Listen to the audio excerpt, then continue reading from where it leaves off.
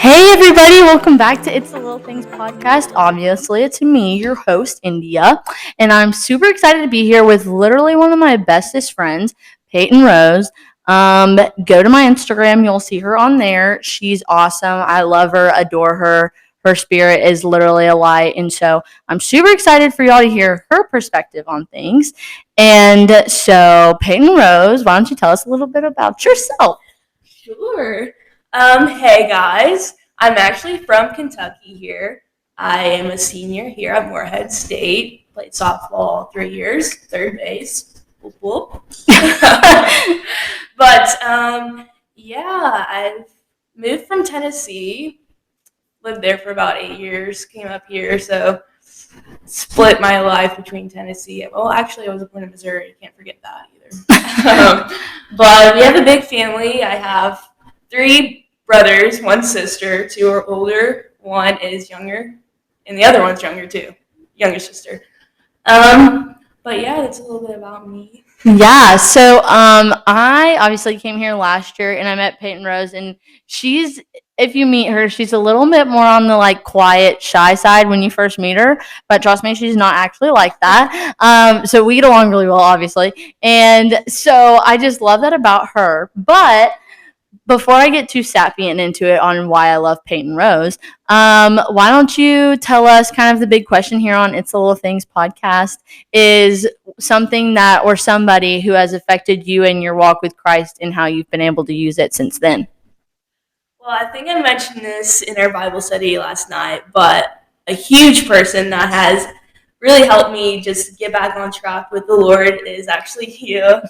I was a little emotional last night about it, but when you first came in and you were just talking about the Lord with all this joy and everything, and I just really struck me. I'm like, wow, I grew up with church and I've always known God and everything, but you just really you just really defined what's the word?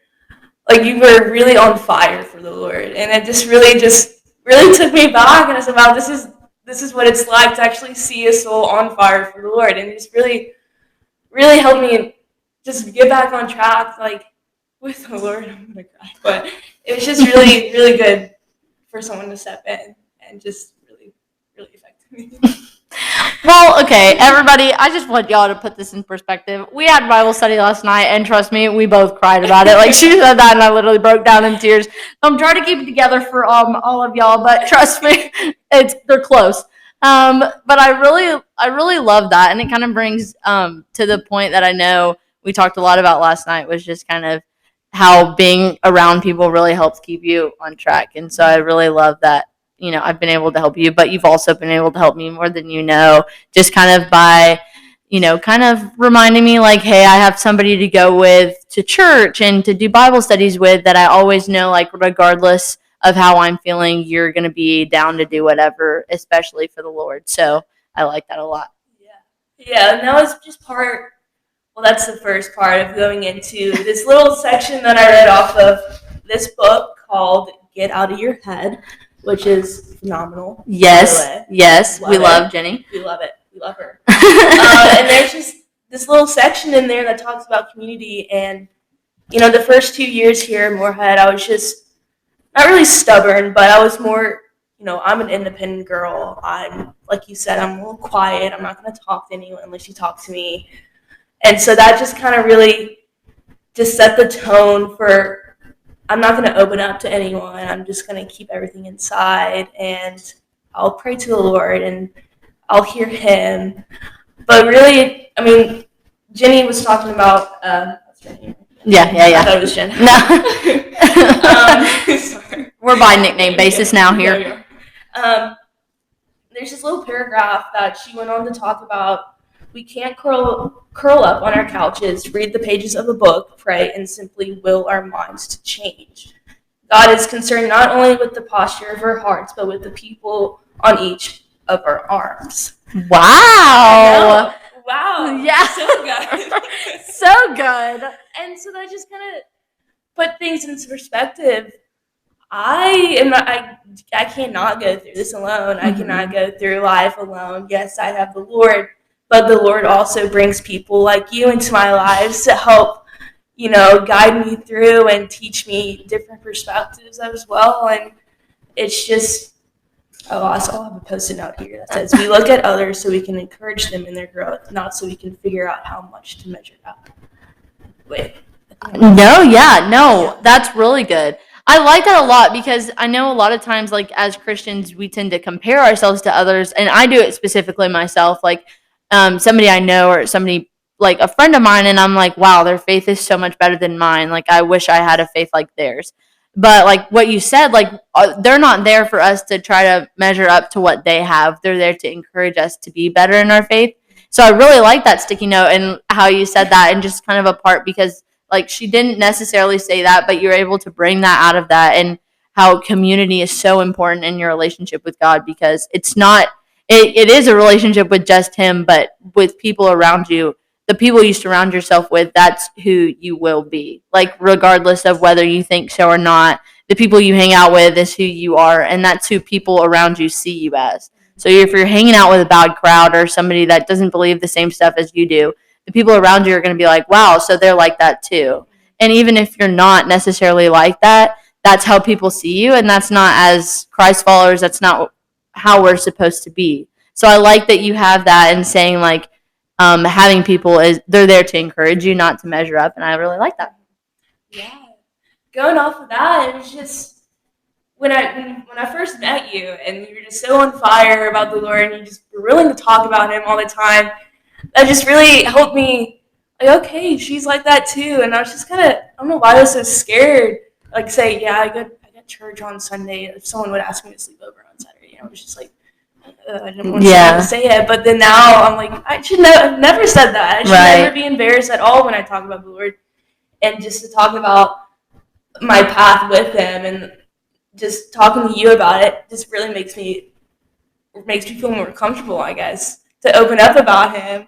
And it's just really so exciting. Yeah. No, it really is. It makes like your relationship with God almost so much better and so much richer, because having people to actually talk about it with, like genuinely, and not just the fake part of Christianity, but that real rich stuff that's like, man, I was really struggling, but I was able to be brought out of that through Christ, through his word, through the truth that he's written for us.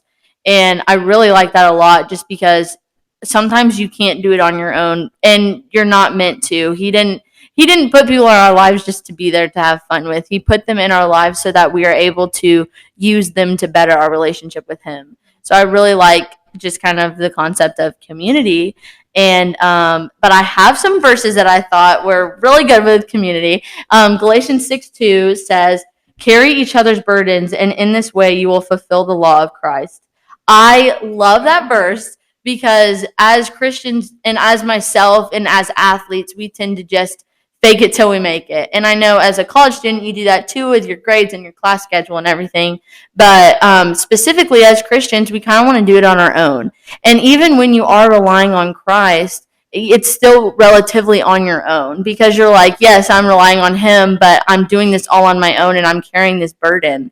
But he specifically says, carry each other's burdens. And that's so cool, because we want to be able to help our brothers and sisters in Christ, because one day we're going to be in heaven living with them. And so, like, I think that's really cool how we don't have to do everything on our own. Like, as Christians, we are called to carry each other's burdens, and I really like that. Yeah, I like that too. Yeah. I read a little devotional the other night, talking about, just step away from yourself, get out of your head, and just do what the Lord has called you to do. He was on this planet to serve others, and so are you. You're here to serve others. You're here to put others before you. And I mean, that just really helps getting out of your head. Mm-hmm. Yeah. Good. And just really just putting things into perspective about, you're not the only one going through stuff. You're here to help others get through whatever they're going through. Like, always go back to you, but, you being in my life, you just help me get out of my head. I'm like, yeah, this is real life. This is genuine faith. Right. That the Lord is helping me gain about him. And there's also this other line in this book, And he said he formed us to need community. God himself exists in community, the Trinity relating as Father, Son, and the Holy Spirit. So God himself is three persons. Yes. And that just really helped.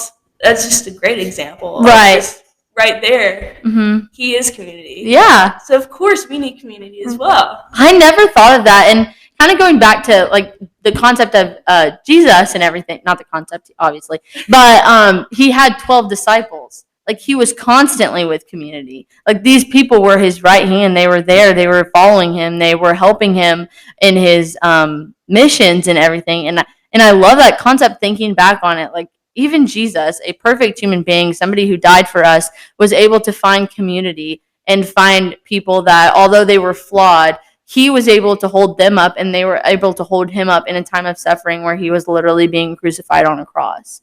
And so I think that's awesome that you bring that up, because I had never thought of it like that, how he is the Trinity. And I really like that. That's what made me think of, disciples. And so I think that's really cool how I know we were talking last night about, our issues, and sometimes the lessons that he's teaching us are not, they're not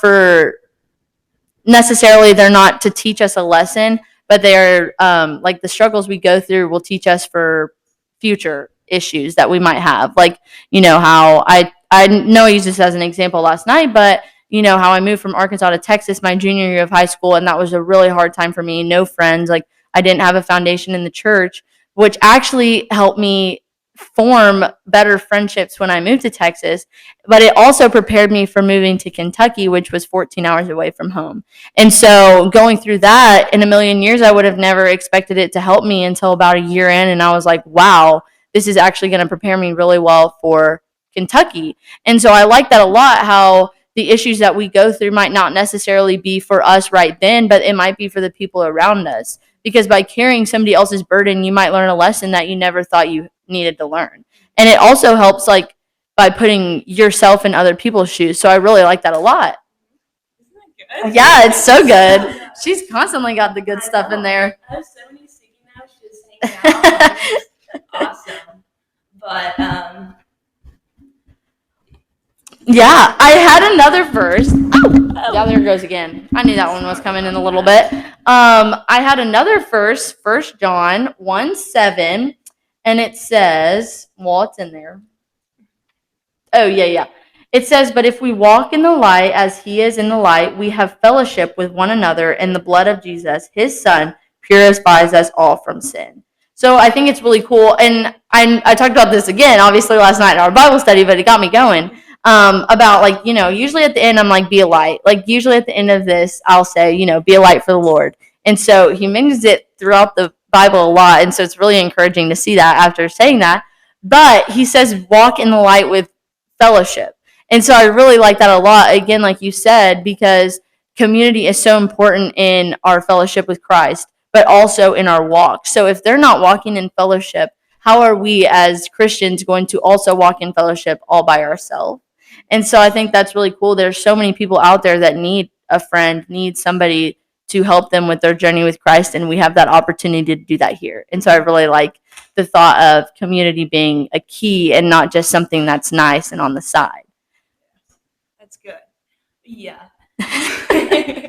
Well, my first 2 years here, I didn't know I actually needed community. I thought I was just more, I'm an independent girl, I will do this on my own. Mm-hmm. And I didn't realize until, again, after I read this, there's a sentence here that says, the first enemy, distraction, keeps us from seeking help from God for the chaos in our heads. The second enemy, shame, keeps us from pulling others in to help me. And that just really got me thinking, of course, well, my concept of enemy then was like the devil, like right. Physical devil. But then it just showed me the enemies come in different ways, different shapes, different forms, like distraction and shame. Obviously, that's the enemy, and I just didn't realize I was so soaked in all the shame and all these distractions. It just made so much noise in my head that I wasn't hearing the Lord. I wasn't hearing God. When I prayed. I just went through the motions, and I didn't put any work behind it. Mm-hmm. And then when people came into my lives, I just thought, I'm just not worth opening up to everyone. And that's the shame that was just working in me and just taking over me. And I just didn't even realize it. And it just really, that just went on for a few years, I guess. And then I really got into the Lord after you. And then I'm out of it. I didn't even know I was in it. I was so fazed by it. And it was just, looking back, I'm like, wow, I'm a whole different person. And that's just so relieving and just awesome. Yeah. No, I really like that a lot because I know it's so hard sometimes to realize that the distraction isn't, like you said, like Satan specifically. It's something that he sends out to distract us. And for me, sometimes my distraction is insecurity or embarrassment because, like, what stops me from making new friends in class or making new friends with people I see is I'm embarrassed of what they might think of me or insecure about, how I look or how I act and how they're going to see me. And so I think that's a distraction from Satan that we don't even realize is a distraction. Like, you kind of just think it's part of who you are, but it's not, because that's not who Christ made us to be. And so those distractions keep us from having community. And I really like how you use that as an example because, like, shame, like you said, is a distraction. That guilt is a distraction because through Christ, that guilt is gone if we ask for forgiveness. And so I really like that concept of how a distraction isn't like he isn't a physical enemy. It's something that he sends. So I really like that a lot. Yeah. And it's just so easy to go back into that pattern of, okay, let me talk to this person or, just say hi or whatever. But then I know my immediate thought is, no, they don't care. It's not going to do anything. And of course, that's like not the case at all. Right. If anything, it will help. Help them get noticed, help them, feel loved, and that's all what God is trying to do is make you be seen, make you be loved, because that's what He created you for. Right. And so, like you said, I know I had a big deal about the whole social media and, well, if this girl is getting that many likes and I don't get that many likes, and obviously I'm not as worth it or as, popular, I guess. And now just thinking about it after reading this whole book, the amount of likes you have does not matter whatsoever. No. Like, at all. It's just more about your faith in the Lord and just what you're doing to help increase that and what you're doing to serve others and just your impact on others is what really matters. Yeah, I think it's so hard, like you said, like the distractions are so big, and in today's society, they're literally everywhere, and you don't realize it. And I know last week, Maddie and I talked about how the truth is in the Word, and that's how you can scout out the lies. And so I think, like we talked about last night, the only way you're going to be able to get those lies out of your head, or at least squash them, is by being in the Word. And so that's what I like about, trying to find verses that I know I'm supposed to have community, but why? Like, where does it say that? Like, show me where it says that.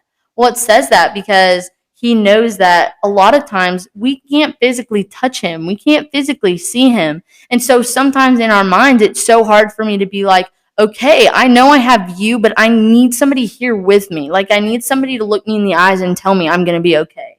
And it's so hard sometimes because you want to do it on your own. You're just like, I don't need anybody else. Like, I'm going to figure this out on my own. And Satan is isolating you. That's his lies telling you that you need to be alone. You don't need to be alone. Ever. Never in a million years do you ever need to be alone because there's so many people on this planet that are wanting to help and love you. And so it's made me realize that so much more just recently with some events that's happened on campus, just realizing you have no idea how many people are here that love you that you don't even know. Like, there are so many people willing to help that you don't even know. So when you feel alone, you are not alone because there are so many people that God has placed around you on campus or in your workplace that want to care and want to love for you, but they don't know you're hurting. And so it's hard for them to see that if you're wanting to do it on your own. And so that's what I love about Christ talking about community, because personally, my love language is all of them, by the way. But I am really big on like quality time and touch. And so like me and you, not so much. She doesn't like touch, so we don't do that, okay? But like with Adam or my family or like some of my other friends back home, it kind of depends on the people. But for me, I need that hug to just be like, okay, I'm all right, like I'm fine, I'm good. But you can't have that if you don't have community. And so you never know how much you're missing something until you finally have it and you're like, this is so much better. Like I'm going through something and I don't have to go through it alone. I don't have to sit in my room and cry. Like I can talk it out and actually work through my issues instead of stuffing them down and being like, God, I trust you, but I'm really alone right now, so it's really hard to be in my faith. Wow. I went on a rant there for a second. I really need to get that one off my chest. No, I really like that because, those were the issues I was having. I was, in my room, like, okay, I trust you, but I don't have anyone here. I just need someone, like, here. And obviously he has made me a community around myself, but I was just too locked up by all these distractions that the enemy has sent me, and I just didn't even realize. I was just so blindsided. Mm-hmm. And so I was in the Word. I was in the Scripture. I, actually went to church. I was actually paying attention. I was engaged, and then I was like, wow, I'm set free from all of that now. Mm-hmm. I know how to captivate my thoughts, which is and just redirect them, like stop the thoughts before it just overwhelms me and just overcomes me, and then just reposition that. I'm like, wait a minute, no, that's not what God intends for me. He wants me to talk. He wants me to express my feelings because I am worth it. Right. I am worth it because God said I'm worth it, and it's good. Oh my gosh. Oh my goodness. Peyton Rose. That was so freaking good. Wait a minute. I'm sorry I interrupted you. Keep going. But,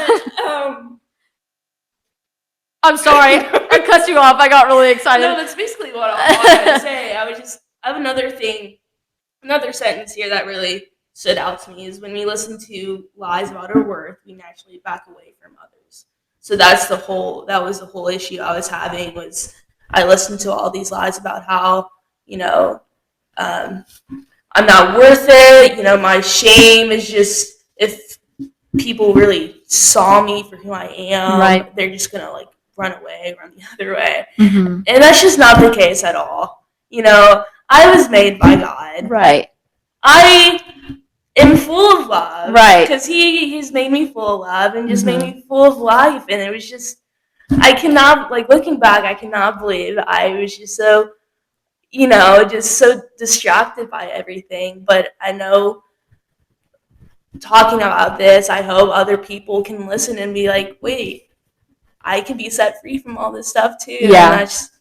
And that's another way we can serve others as well. Yeah, I really like that a lot. And one thing I was thinking about while you were saying that was just kind of realizing, back in like my first couple years of high school, realizing that the difference between, you don't realize it, even if you think your relationship is good with God, look at the people around you.